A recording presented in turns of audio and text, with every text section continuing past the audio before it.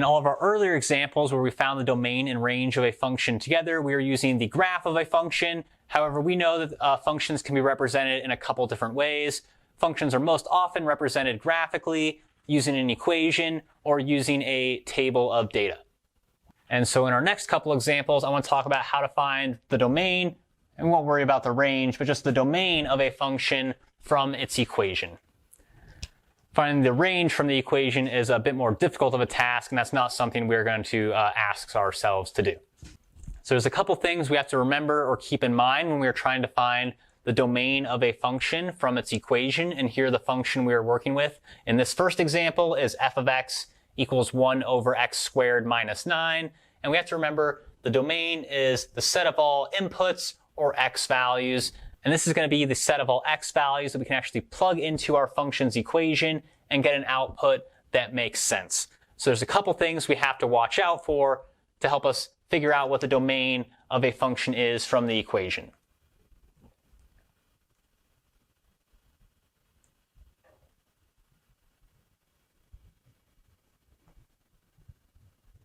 So division by 0 is something that could occur in this function, right? Because we have some variable in our denominator. So this is the one we're going to have to pay attention to for this example. We won't necessarily run into these other scenarios for this first example, but they might show up in other examples where we need to find the domain from the equation of the function. So the other things we are not allowed to do is we cannot take the even root of a negative number.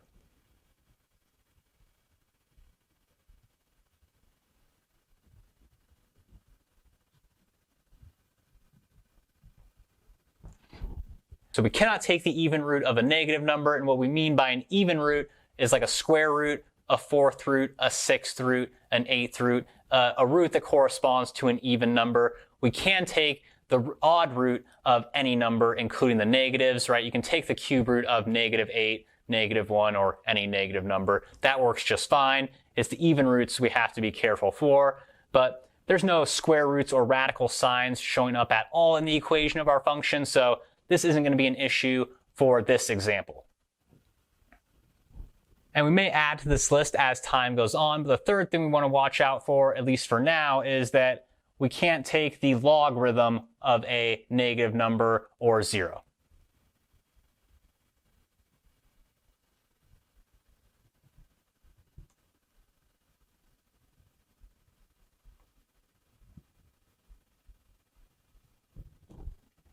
So as long as we can avoid these kind of three operations with the equation of our function, then that x value will be in the domain of our function. So it's actually sometimes easier to think about what x values are not allowed in our domain, and then our domain is everything but those x values. And so here, for the function 1 over x squared minus 9, we know we cannot divide by 0. We can never divide by 0, so we have to avoid division by 0 at all costs. And that means our denominator, x squared minus 9, cannot be equal to 0, which means that x squared cannot be equal to 9. Here I'm just solving this like I would an equation, although it's an inequation. And just finishing that process off, we see that x cannot be equal to +3 or -3.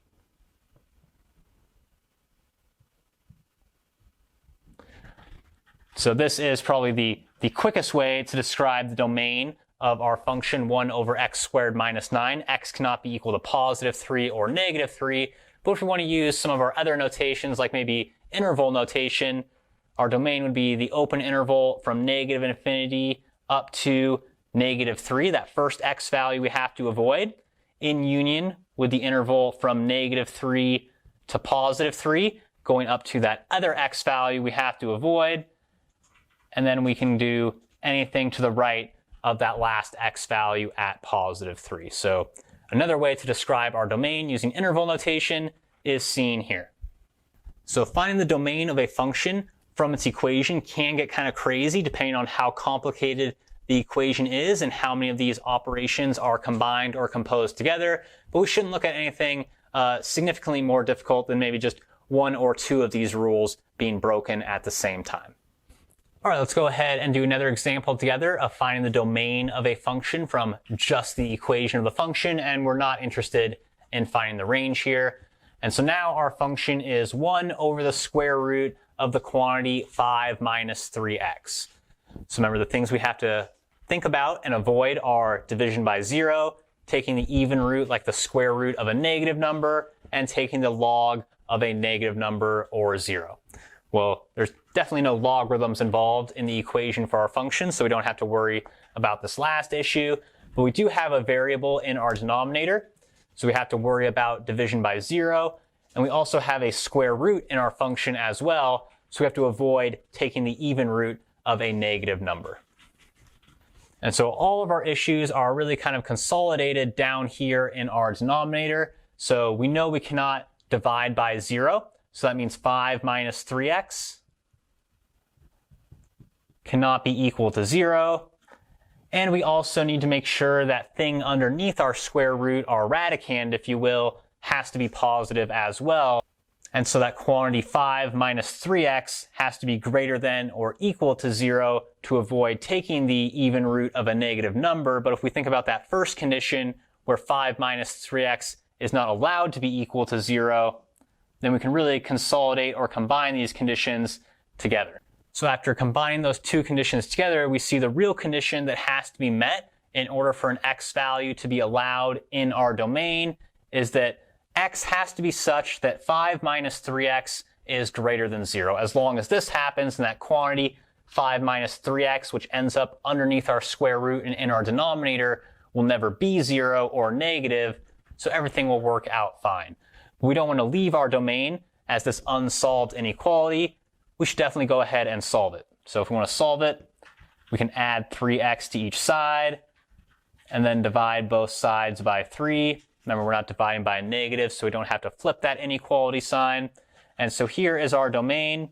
In its inequality form, x is less than 5/3. Although usually we write the variable on the left-hand side, so if we just flip that around to make it more standard, we can see that the domain of this function found from just the equation of the function is the set of x values such that x is strictly less than 5/3.